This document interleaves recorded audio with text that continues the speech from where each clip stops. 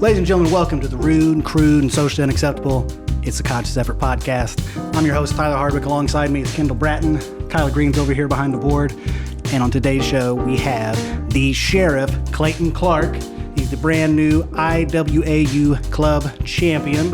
And before we dive right in, I gotta let you know you can find every episode of the Conscious Effort Podcast at Conscious Effort Creative. And you can like us, you can follow us, you can subscribe to us on Facebook, Instagram, and YouTube. And with that, let's get started with the show. Mr. Clark.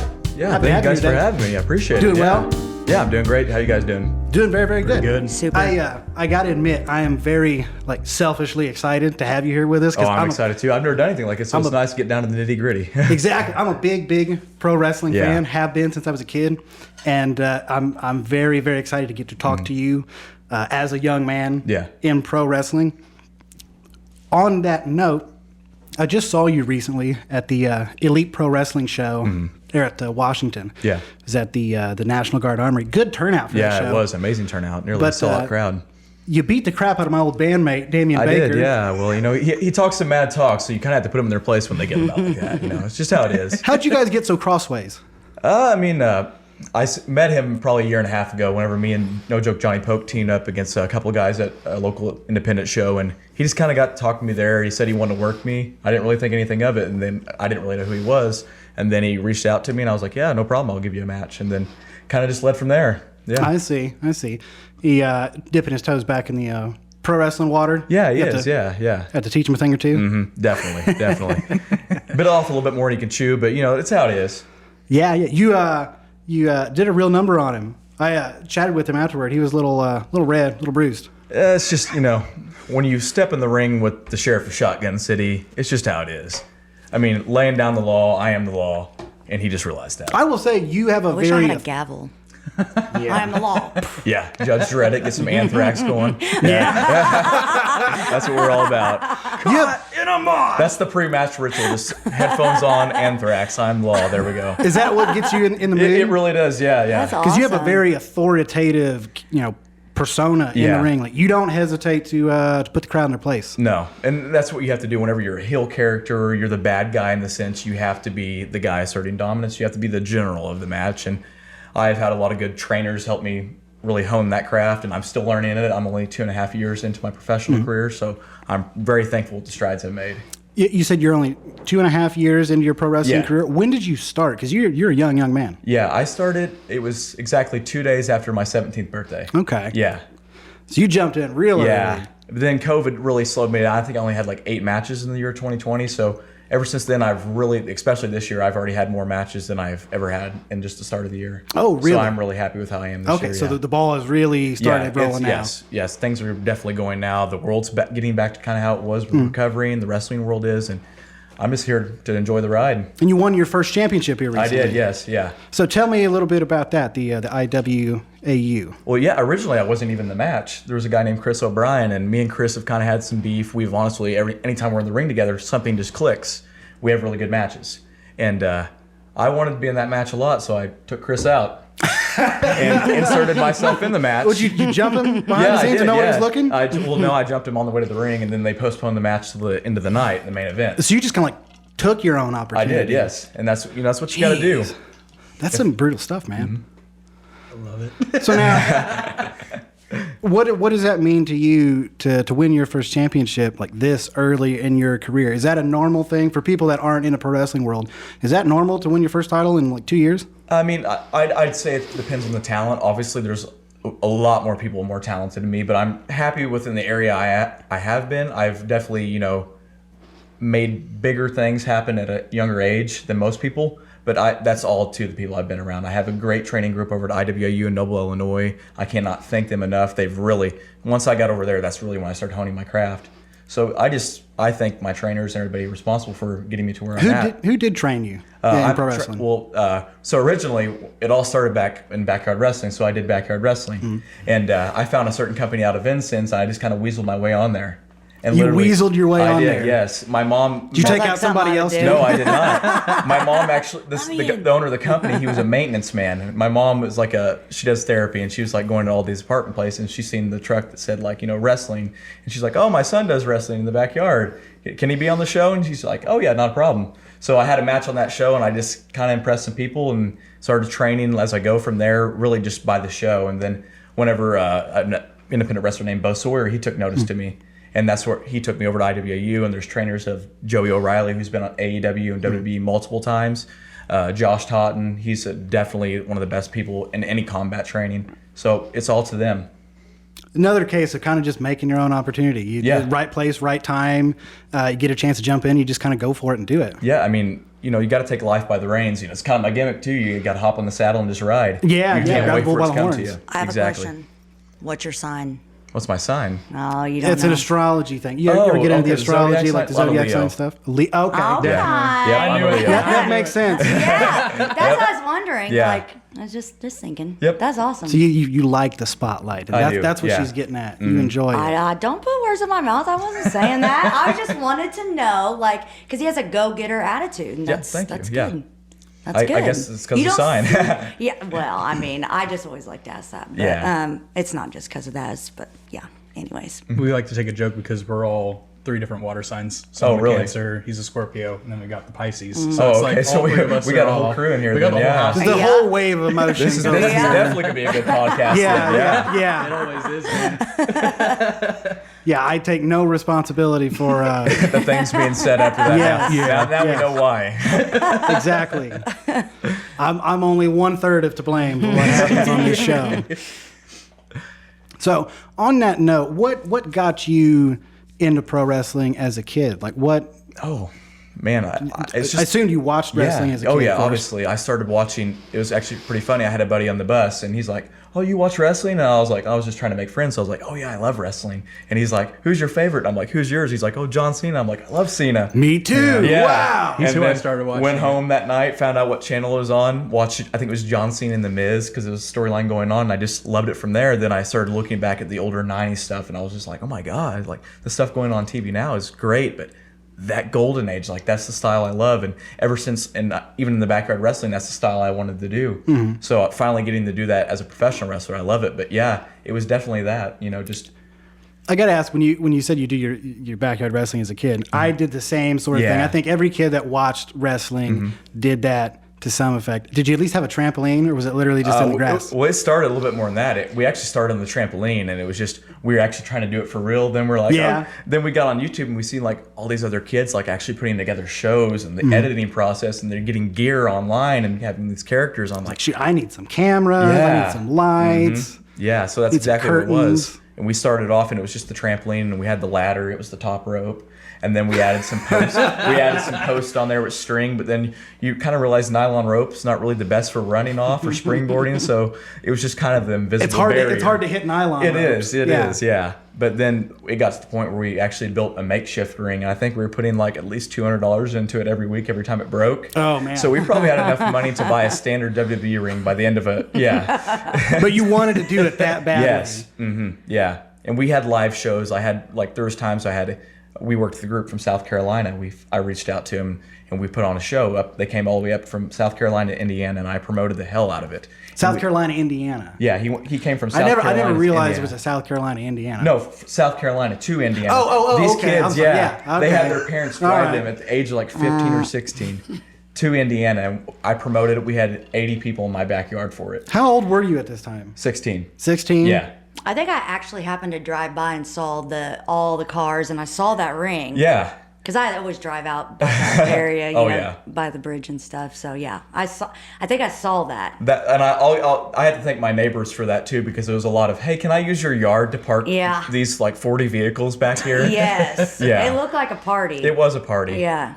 That's awesome. So I'm trying to wrap my head around this. You were 16 years old. You put together your own show in the backyard. You had Yeah. 80 people. Yeah.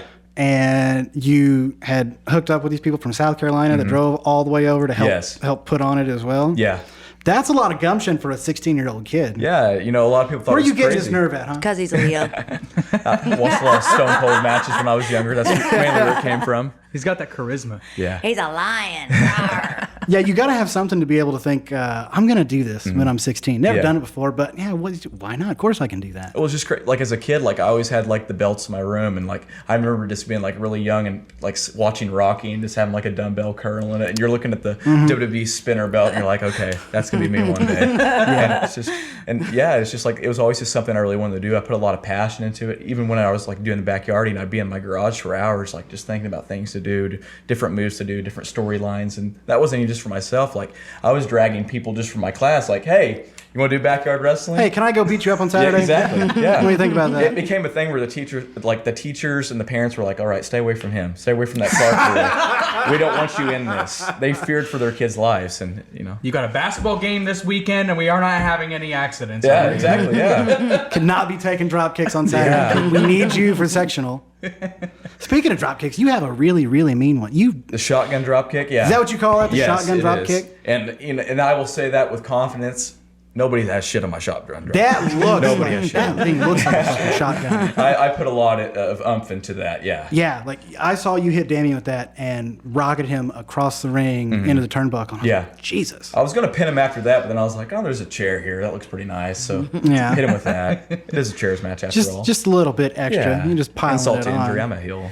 That's how it is. Do you ever have anybody get a little mouthy with you in the crowd? Yeah, Like especially like almost like trouble Yeah. kind of stuff? I was in a bull rope match a few months ago against Tony Flood, and I loved working with Tony Flood. He's awesome.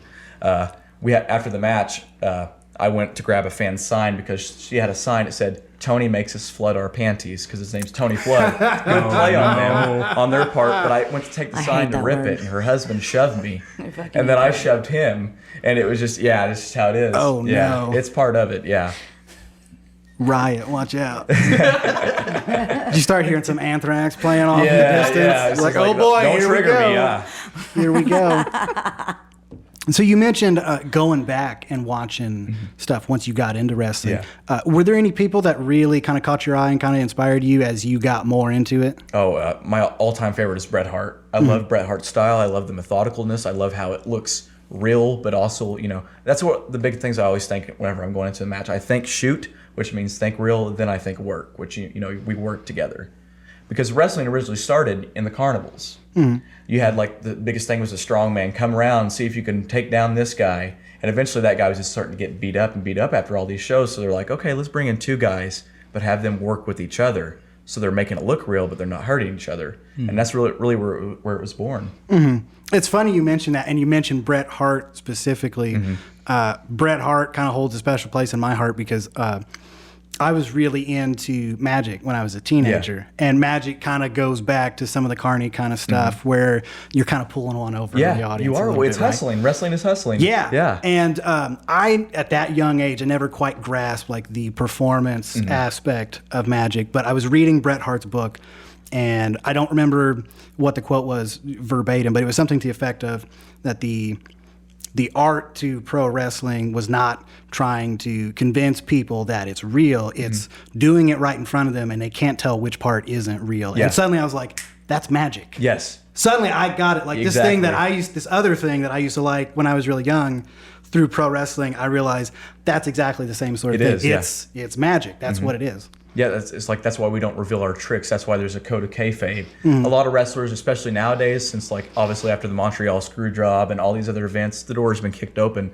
But I'm still a big firm believer of I ride to the shows with my trainer Bo Sawyer, and at some shows he's a good guy, and some shows I'm the bad guy. I walk in first, he waits 15-20 minutes before he comes in, and I make sure I'm away from the vehicle. We treat it that seriously. I treat it that seriously because having that illusion, even if like one fan sees it, as long as that one fan believes it, then we're doing something right. Right. And again, going back to Bret Hart, when I go back and I watch Bret Hart matches, exactly what you're talking about, you can still watch a Bret Hart match this day and get into it. Yeah. There's a cage match with him and Owen. I don't remember what year it was. It had to have been sometime in the early 90s. Yeah. But there's a moment where Owen kicks him in the head with an enziguri, and you're just like, good God. Yeah. Like, it looks like it hurts like especially hell. my He's like, favorite match of all time is them at WrestleMania 10, Owen and Bret. yes. That's another great one. Yeah. But to this day, that match is 30 years old now, and you can still get into those and watch it, and you're just like, just like you were back then. Well, that's what it is. It's just like they told that story, and like a lot of it now is just a sequence. It's a dance routine, which that's what it is. Wrestling is two wrestlers dancing. We paint art on the canvas with our bodies. That's just how it is. But you got to look at it like the good and the bad. Like I take a lot of the things I do from the Bible, like you said about the magic trick, making that illusion. The greatest trick that ever pulled was making everybody believe that he didn't exist. And like I'm a firm believer on that. You were talking about like two guys kind of dancing together to tell a story. Yes. Music is a lot like that, especially you get a group of guys together that have really, really good chemistry, which I imagine is kind of similar whenever you get to wrestle a guy that you have really good chemistry with. You can hate each other outside the ring, but then you get in the ring for some reason. It's the exact same thing. It's the exact same thing playing music. There can be guys that you're not great friends with. They're not your best pal, but for whatever reason you have really, really good chemistry. And when that sort of thing happens, sometimes you can do things and not even ever have to talk about it or not even have to say anything. You just kind of know by what this guy looks and what he's doing, what's going to happen next. Again, another just artful magic kind of moment thing. You're really tuned into the other person's wavelength, and it's just like, I know exactly what he's going to do next. And there's opponents like that. Obviously, Bo, mainly because I get my ass kicked by him all the time, you kind of know what's coming next after a while. But yeah, it's definitely, that's what it is. You have any other favorites aside from Bret? Oh yeah, I'd say probably my top three would be it'd definitely be Bret Hart, Undertaker, and then I'd say Scott Hall. Scott Hall, very, very topical guy. He just passed away recently, unfortunately. And like a lot of people don't realize, and Dwayne Johnson said it, Dwayne Johnson really studied a lot of Scott Hall's matches. I love Scott Hall from an early age. I mean, I do his discus punch every time I have a match. Yeah. I'm not one of those guys just because the wrestler dies, I start marking out because of him. But no, like Scott Hall, I've always loved Scott Hall. I remember buying like the Razor Ramon DVD set and just being like, oh my God, the promo package they put together where he's like, oh yeah, Chico. And he's got, he's just doing the toothpick, and it was magic. I love it. I've still got a pennant of him and Kevin Nash as the Outsiders that's hanging on the wall at Dad's house. Because that was where I first saw Scott Hall. I didn't see a lot of the WWF stuff as a kid. I watched WCW on television, and then I would go to the video store across the street here back when they were still running, and I would rent the WWF pay-per-views. So I saw one television, I saw one pay-per-view, and I just kind of pieced things together from that. But I always knew Scott as the the Outsiders with the NWO. Yeah. And I really started getting even more and more over on Scott being more of a heel, because I study a lot of his stuff, because he's literally one of the greatest of heels, and so is Taker. I just love that methodical style, because when a heel's doing something, he shouldn't be doing anything cool, because cool stuff makes the crowd pop, right? Yeah. You've got to piss them off. And guys like that, there's not anybody does it better. Your persona in the ring reminds me a little bit of JBL. Oh yeah, well obviously I love JBL. I love the gimmick. I mean, that was when I saw you come out to the crowd. And immediately just start putting people in their place. That's what it made me think of. I love Bradshaw. I mean, I love the Lariat. These people are gonna fucking hate him, and he does not give a shit. And that's what you're gonna do. Like, no matter how good the wrestlers is or not, it's just really how you're interacting with the crowd. You can go out there and like look at Andre and Hogan. How many moves were in that match? Oh, right. Not a lot. And how loud was that reaction? It's the same with Rock and Hogan. Steve Austin has a saying that he only knew 3 moves and 2 of them were middle fingers. Yeah. Like literally, I was watching WrestleMania 13. That did as much for his career as anything. Literally, when he'd be selling, he'd just look at the crowd and start flipping them off, because he was in the pain, and it's just they're hating it. It's awesome. Yeah. And that's what it's all about, connecting with the crowd. You have to acknowledge that they're there, or they're just not going to react for you. In Steve's first WrestleMania main event against Shawn, WrestleMania 14, like that match starts, and I don't remember what Shawn does, but he comes to the middle of the ring and he kind of peacocks a little whatever at Steve, and Steve just looks at him and just gives him 2 middle fingers, and already. Yeah, instantly. And I love it, because Stone Cold was... The biggest thing he always said was never quit running your mouth. And like entrance-wise, once you heard that glass break, he's coming out... stomping the mud hole. I love it. He's talked shit the entire way to the ring and done the whole thing. I'll tell you, another guy you mentioned was the Undertaker. Yeah. Something I always thought was really, really cool about him. He had kind of that like Jason Voorhees sort of thing, where he didn't he didn't chase after you. It's like he knew you couldn't escape. So if you got out and you ran around the ring, he wasn't going to go out and run after you. He just stalked you because it's like he knew you can't get away from him. And when I catch you, you're done. It's literally, you could see in his eyes that he was measuring every inch, and he was just so cold and calculated. And he would sell on the run. Like, he'd take something. It was like Jason. Whenever Jason would like get shot in the head or something like that, he wouldn't just be dead. He'd stumble, and that's the way Taker was. It took a lot to take Taker down. Yeah. I heard you mention tag teams earlier before we started rolling. Yeah. And you threw out Midnight Express. Yes. Now, Midnight Express was way before your time. Midnight Express is before my time. Yeah, and that's solely just because whenever I got into professional wrestling, seeing all these guys talk about it and everything, and going back and studying old tape, that's really what it's all about whenever you're in wrestling, because, I mean, that's the era of wrestling that I love, and it's not like that nowadays, so you're going to have to go to video stores. I mean, I buy DVDs, but like, that's how I watch some of these older stuff. I literally go to Evansville Toys and Games, and I'll get DVDs there all the time, I used to stumble across some of that years ago. There was a place in Evansville, I think it's called FYE. I don't think it's still in the mall there, but I found this box set of old stuff from I think it had to have been from Texas, because it had Steve Austin, back when he was Stunning Steve. It had Jeff Jarrett, and it had McFoley, it's Cactus Jack. So it had to have been down in Texas years ago. And that stuff is really cool to watch, because that's like probably early ECW, WCW kind of days. Yeah, that would have been, I'm going to guess, I don't remember who bought that. Probably that'd have been like USWA or something like that. It would have been probably whenever the Jarretts got into Texas, but that had to have been, I don't remember the timeline exactly, but it had to have been sometime late 80s, I'm guessing. Yeah. But a lot of that stuff's so fun to go back and watch. But I'm betting if you have watched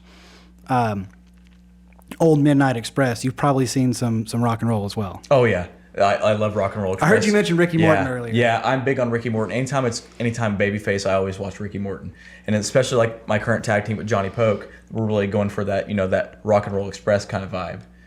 Obviously we have the cowboy gimmicks, but there's not a better babyface team than that, minus the Hardys, which I love the Hardys too. I mean, that's kind of really I grew up watching them, so just seeing the Team Hardys Extreme. Yeah, exactly, and seeing them come back now, they were the coolest thing, like for me when I was a kid. Yes. Like, I always would take the socks or whatever, cut the slits in, be the Jeff. I mean, I was always trying to do swantons off my camper in backyard wrestling, and literally fractured my scapula because I had the table so close to the camper I jumped off of that I just had to fall head first. Oh. Yeah.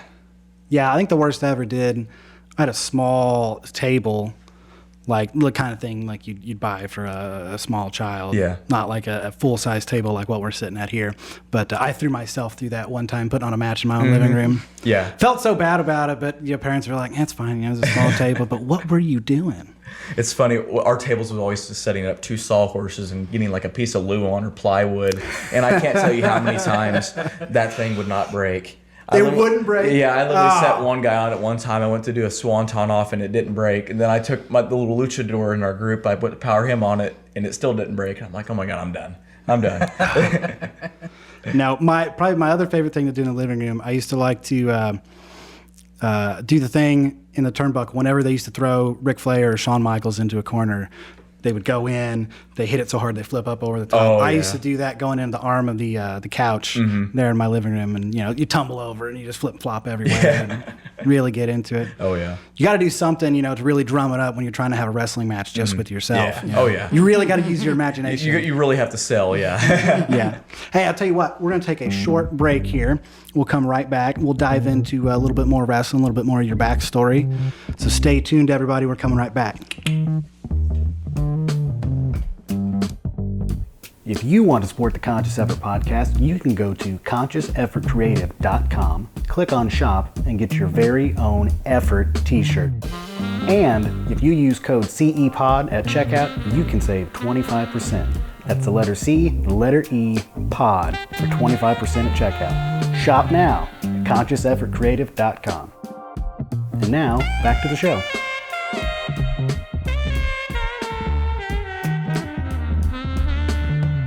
As well. Well, there's somewhere. Those are over there now. They got relocated. Yeah. All right, let's come back for round two. Mr. Clark, I've got to ask because you said it earlier, so I can't let it go. You said you used to do Johnny Cash impressions or really impersonations. Mm-hmm. Yeah. Now, was it an impression or was it an impersonate? Were you a Johnny Cash impersonator? I just kind of like, I really started like, I always did choir and stuff like that. Okay. And I had like the pompadour hair, so I loved doing Elvis Presley. Like, and then I was doing the Summerfest talent shows, and like I bought like a gold suit one year. I had gold shoes. Geez. I sang like blue suede shoes. I mean, they should have been gold, but I did that and just a bunch of other stuff. But yeah, it was a lot of fun. Yeah. Was this your idea? Yeah. I always did it. My grandpa and everybody, they love Johnny Cash, so they're really behind it. Seeing the old singers kind of do stuff. So like the performer in you goes back. Yeah. A long ways. Yeah, and I still have no problem. Like, I always did theater. I love to act. I love doing whenever I do promos, I like making it look cinematic because I love acting. Mm-hmm. My brother, he's an actor in California, my half brother. So it's just kind of like, I feel like it's just always kind of been my thing. You said you were in choir. How many years you were in choir? You a singer? No, I'm graduated now, but I was in choir for 5 years. Huh, I'll be darned. Yeah. Did you say earlier you also played in band? Yeah. I was a trombone. Trombone player. Yeah. You don't find many of those. Usually because they don't stick around. That's what I did. Yeah, I saw Betsy had posted something about the old band classes, and we won't get into that here, but band is its own weird kind of world. It's its own entity. It's like band camp. You don't talk about anything happens Yeah, there. that's right. Yeah. That's right. And there's these different like factions. Yeah. There's the brass, but then there's the low brass, and the low brass is different from the trumpet section. Yeah. They're strange people. You ever run any of that sort of thing in like wrestling? Any kind of like the groups or the? Yeah, it's a common thing, and it always has been. Like, you have your little cliques, but me and my I guess my clique per se, we're really big on bringing camaraderie back into the locker room. So that's just like, anytime somebody has a bad match, we never outright say that or anything like that. We always do our part to talk to them and help to them, because after a match like that, you're not really wanting to be put down. You deserve that confidence. You're going in there and putting your body on the line. You shouldn't condemn your fellow worker like that. So we're really big on bringing camaraderie back into the wrestling scene, because it's something that's really never been there. Have you ever had a match where you were one of those people that you went out there and you knew coming back, like, that didn't go the way that I went, Yeah. and you were on the receiving end of some of that advice? Oh yeah. I've made mistakes all the time. It's something that will happen. You learn from them, and that's why I'm thankful that my trainers, all the guys I mentioned, they're not like that at all. Like, they're always very supportive. They always pull me to the side. They do their utmost to get me to be better, and they take notes at what I messed up, or they take notes at what I do good, and they always give me feedback. So I really appreciate that with them. Is there like a learning experience that stands out in your mind? I know you said you've only done this for a couple short years, but I Yeah. imagine there's a lot of learning that goes on. Yeah. Just in that short period of time. Is there any like one important thing that you feel like played an important role in what you've learned so far? Oh yeah, I'd say this played an important role for me to even break out, and it was after I had a rivalry with Bo Sawyer, and I put him over, and after that I was just kind of like having matches. And this guy named Tony Flood, the guy I mentioned earlier, he wanted to work with me really bad. Makes people flood their pants. Yeah, that guy. And The ladies. he's recovering from a broken rib right now too, so get well soon, Tony. And yeah, those sentons they hurt.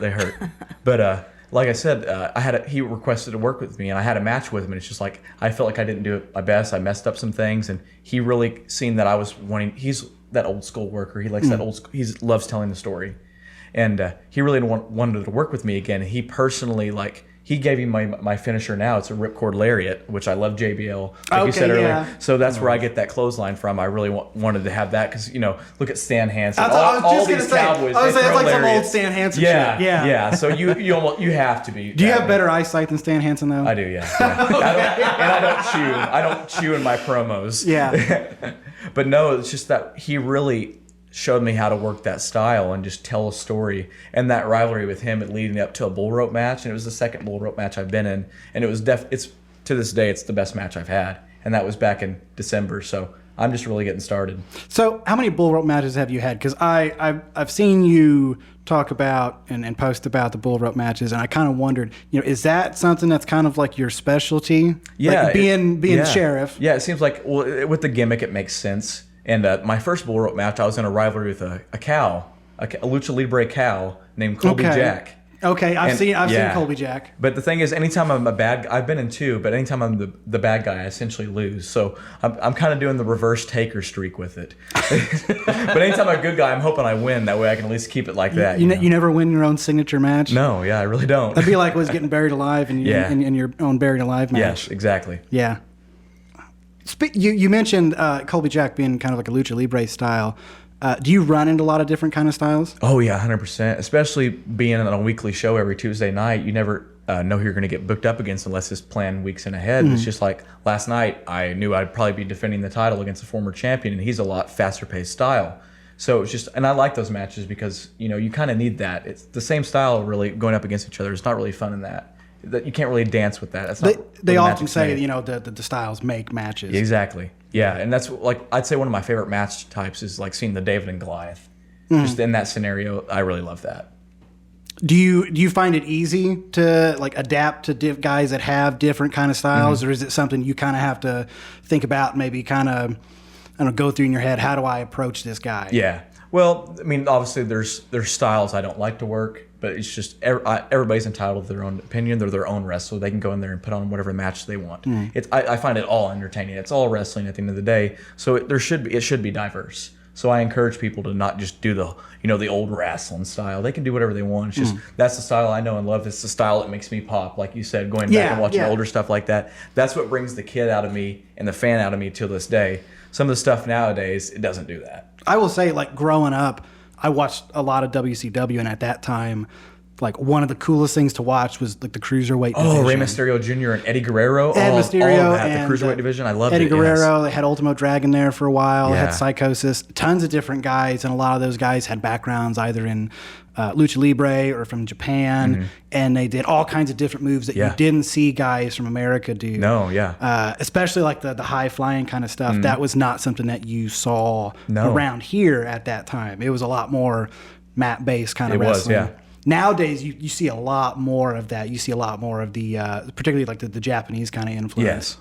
Yeah, there's definitely, like you said, there's strong style, Japanese strong style, British strong style. There's so many things. The British stuff always, I don't know if I know how to describe it properly, but you can tell a British guy when you see him. Yeah, you really can. And it's very hard hitting. I love it. Like guys like Walter and all those matches. Yeah. It's, in my opinion, I think wrestling should have evolved to that more than what it is today because, it's some pretty good stuff. Yeah.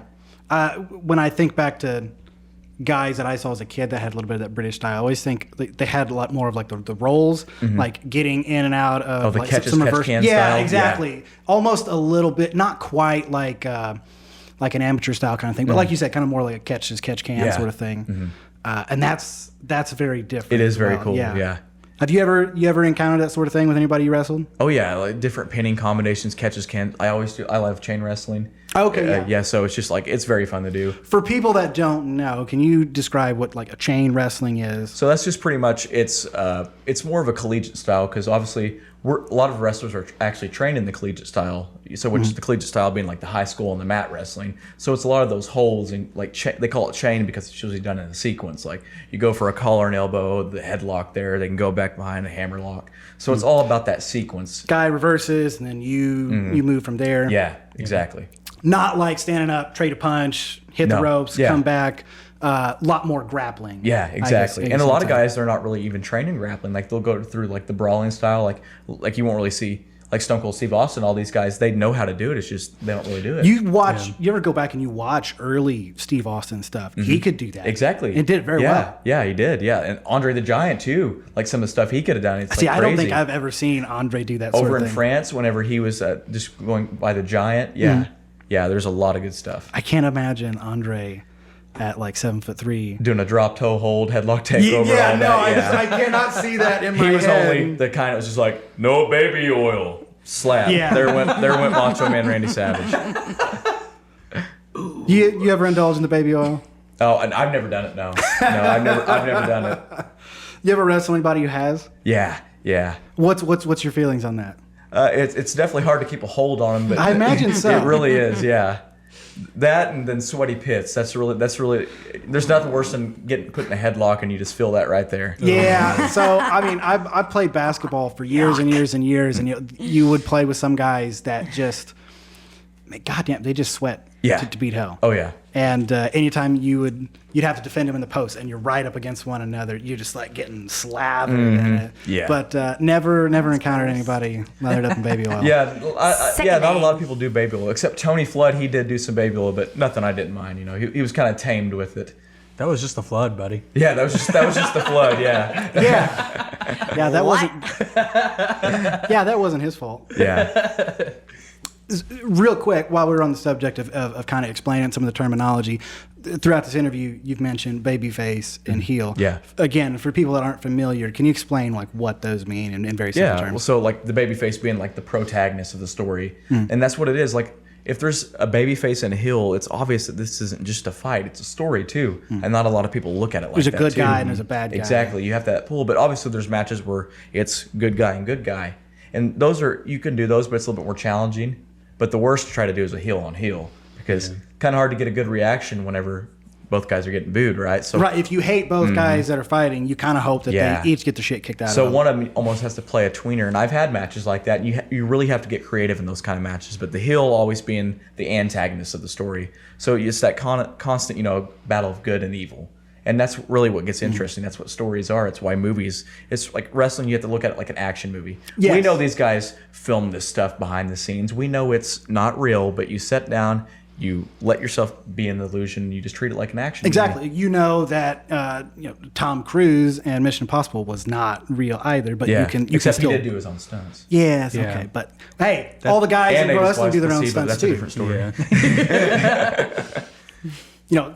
Jeff Hardy does all of his own stunts too. But, Exactly, yeah. But still, though, again, it reminds me of I had a friend of mine that started to get into some pro wrestling a couple years back, but he just didn't quite get into it, and so I was trying to explain it to him, and he was an actor, and so I told him, I was like, think about it like athletic theater. Like you're telling a story, but you're not telling a story, reading lines. Yeah. You're telling a story with your body. Yeah. And then somebody's like, okay, I get it now. And that's exactly like what it is. It is. And I really like our setup over at IWAU and Noble on Tuesdays because it's like this old renovated church. And there's a balcony going around the whole building, and then the fans are all on this one side. Are those some of those videos that I've seen? Is that what that is? Okay, yeah. So it's kind of like the amphitheater setup because you're feeding all to one side, and that really teaches you how to work angles really well, like especially for TV angles. So that's something like I'm always looking at the hard cam. I'm always watching the matches before me because if I see something happen that I had planned, I immediately change it. And that's not a lot of things because how many super kicks do you see in a match? How many this? Nobody does that. Yeah. It does matter. Somebody pulls out a chair beforehand, it doesn't mean as much as if you pull out a chair later on. You're like, okay, I've seen roll-up that. spot or a distraction. You Yeah. always want to do something that's unique, or else you're just not going to get noticed. You're trying to tell a different story. Yeah. It's like being a cover band. If the band before you plays Rage Against the Machine, you're like, well, okay, I can't go up there and play the same song now. Yeah, because they've heard it once. They're not going to, be. Yeah, exactly. Yeah. It doesn't Yeah. it doesn't mean quite the same thing now. Yeah. Where all do you wrestle, and where can people find you? Oh, well, I'm mainly, like I said, over at Elite Pro Wrestling in Odin, Indiana. We're reaching out to Washington and a bunch of other places. I'm at Envizion Wrestling this Saturday. That's a Vincent's company, but it's looking to go other places.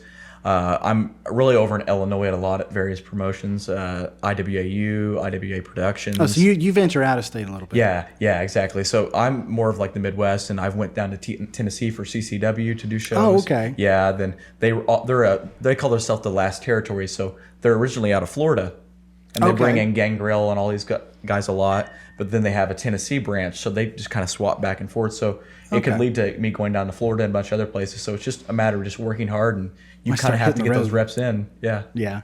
You, I don't know. Is OVW still around? They still do stuff? They do tapings on Thursdays. Guys I know and I've been on shows with, they work OVW a lot. Yeah, I've been down there for a couple tapings and had a friend that used to work down there.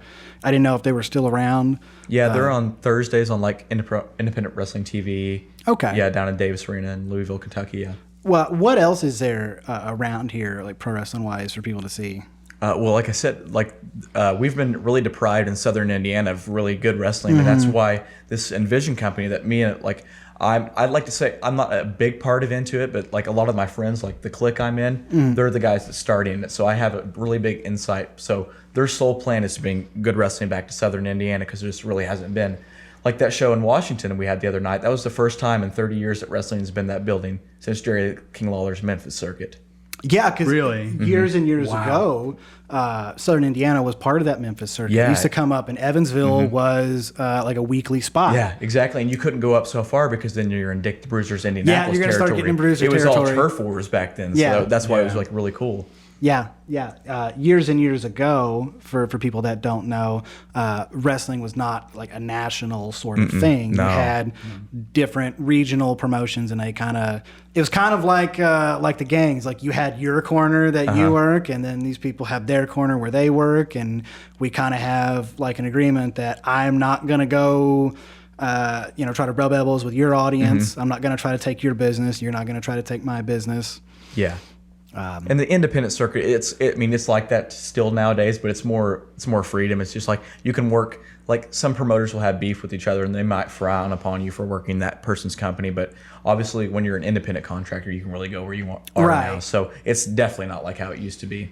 It's kind of like being in a band and deciding you're going to go play with some other friends that also have another band. Yeah, you pretty much make your own bookings, which they did too then. But, turf wars, like you said, you couldn't really step into that one place or literal physical harm could happen to you. That's how it was, yeah. Speaking of literal and physical harm, we were talking earlier about like, doing your own stunts and how, although it is scripted, the punishment you take in the ring is real. Like, what is that like the next morning after a match? It really depends on since I do it weekly and whenever you go to training and stuff like that, you kind of build almost like a bump callus is what I call it. So you get used to it, but then there's obviously those one matches. Kind of like a pain tolerance. Yeah. So then there's those one matches where it's just like, okay, yeah, I definitely had a hell of a match last night. So the next day is always rough. Then the no sleep factor, because it's just like I'm traveling 2 or 3 hours or 3 to 4 hours or 5 hours sometimes, so it's just then you help set up the show or help tear down the show depending on what time you get there. Then by the time you get home and all that, it's like, oh crap, it's 2 a.m. got to be up around 6 or 7 for work, and then you got stuff like that. It's just you're going to sacrifice a lot of sleep, you're going to sacrifice a lot of time, sacrifice a lot of friends and relationships, but it's just that's part of it if you want to make it to the journey where you want to be. That's just what it requires to do that sort of thing. And which you guys know that too. That's how the business is in music and any entertainment business. Exactly. You have to make those sacrifices. A lot of people don't realize that you go play a 3-hour show at a bar. For the audience, it was a 3-hour endeavor. For the people playing the show, it was probably more like 8 hours. Yeah. Because you had to pack everything up, you had to drive there, you had to set it all up. You played 3 hours, you tear it all down, pack it all back up, drive it all back home, unload it. Then the time that you guys put in to just put on those sets, and the time we put in to train to do these matches and make that set. Yeah, it's a lot. In between all those shows, you're getting ready for the next show. Yeah. And the next day you might have another, and that's just back. Cycle repeats. But it's all worth it to you. Yes, 100%. Yeah, what makes it I love it when especially when I'm a heel and fans will come up to me and it's just like a little kid will come up to me wanting my autograph, and whenever you're a heel you have to be no, but a lot of times I'm just like, oh crap, it still means a lot, so I'll sign the stuff. But just having stuff like that, or especially when they boo you so loud, it's just that's when because they're loving to hate you, and it's just that means the world. Yeah. Or especially when I won the title and it's I'm a heel at most places. I did a little lovey-dovey Facebook post, you get see all the comments and likes, so it's just that was really funny. I'm sorry. I make a little lovey-dovey Facebook post. I did. I've never done it. It's hey, first title win, might as well. But then you see all the people that leave comments on there and give feedback and all that, and it's just hey, I'm doing something. And so when you have moments like that, or whenever you finally win a title or come over a big hill, that's when it all pays off. That's whenever you just find a corner to yourself and you just sit there and reflect and think about from the first camper jump I took to the the pin I just made to win this. And that's what I think about every time. It's a very special kind of moment. You try to find your own spot where you can kind of exactly remember that for yourself. Yeah, and I remember one of the first big matches I had, it was against Bo, and he wanted to work me and all that, and I'm like, God, I was scared to death. And we were at the Blue Jean Center over it was almost like in Vincennes. I've been there, Monroe City, Blue Jean Center. Yeah, and you know how that building is. And played basketball in there, played wrestling shows there. Yeah, so that one little back area, there's a little back room, and everybody was changing over here on this one area, and I walked and not a very big locker room. No, it's not. So I found a little side room. It was almost like an old bathroom area, and I was in there. I just remember after that match, literally crying and just thinking, man, I could actually do this. Yeah, I'm going to mess up. Yeah, it's going to take work, but I know I can do this. And having moments like that with certain guys, that's why, I say, yeah, I've made a lot of strides, but not one. I've put the work in. I will 100% say I've earned it and I deserve it, but there's definitely been people there that's helped me, along the way. And my trainer, Bo, trainers, Joey, Josh, all those guys, I can't thank them enough. You got to have them. Yeah, exactly. It doesn't work otherwise. Yeah, I think that sort of thing is definitely a two-way street. Nobody ever gets where they're going on their own. There's always people there that that help you or give you advice, or even people that are just, supportive and pick you up whenever you get down. At the same time, though, you can't dismiss the work that goes into it as well. Nobody ever trips and falls and just gets there. Like you were saying, you drive 3, 4, 5 hours to get there. You wrestle, you get up, you help set up the ring, you tear it all down, you pack it back up, you drive back home, same sort of thing, and you make a lot of sacrifices, a lot of time, of course, time that you don't necessarily always get to spend with friends or family, or get to, go out and party or whatever and do all the fun stuff that maybe everybody else might get to enjoy, but that's what you do for your passion. Yeah. Right. I mean, it just reminds me so much of what we do. Right. That's what I was telling Kendall. I was like, the first WrestleMania was rockin' wrestling. That's a reason. I really, really appreciate the passion that you have for what you do and the lengths that you're willing to go to do it, because it kind of embodies that whole effort thing. Yeah, exactly. That we try to do as well. And it drives you more, especially when we all come from a small town like this, where everybody's stuck in the same, let's get a job at Crane, move to Belgrade. Then that's really what it is. That's shots fired. Wow. That's what everybody thinks. Clayton versus the county. Yeah. There's a new sheriff. This is Clark country now. It's a good thing you're a heel. It's a good thing you're a heel. Brand on it. Yeah. I can't think of a better way to end that now. Yeah. I was this close to ending it right before, and then he had to call out the entire county. I love it. But it's just that rebellious spirit, not wanting to, and you're gonna look at you've probably had family members, friends say oh, you guys think you're gonna do that or anything like that, but then you put on a little backyard show with 80 people, and they're like, holy shit, why is he doing that now? What's he gonna do later on? And then that's why I'm like, exactly. There you go. So that's why I always took those big risks when I was younger. You got to do that. Like I said, I can't think of a better way to wrap up the show. Oh no, that's definitely a good closing. Right before we go, where can people find you? Where can they follow you at? Oh yeah, on Instagram, I'm Clayton_Clark.sheriff. I'm on Twitter, I'm Clydesdale_Clark Sheriff. Pretty much the same thing. In Facebook, you can find me at Clayton Clark. I'm at Elite Pro Wrestling, Envizion Wrestling, Stride Pro Wrestling, IWAU. Look on the flyer. If you see my face, I'm there. All right, sounds great. We'll make sure to put all that in the link there. That's a nice graphic where people can go find you and click all that and follow you. And until next time, thanks for tuning in to the podcast, everybody. We'll see you.